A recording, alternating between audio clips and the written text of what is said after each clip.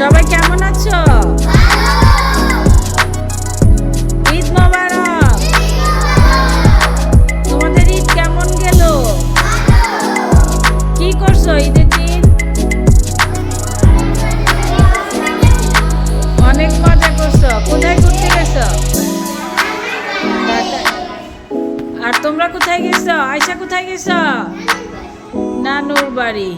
ঈদের জামা কিনছো? ঈদের জামা কেমন হয়েছে?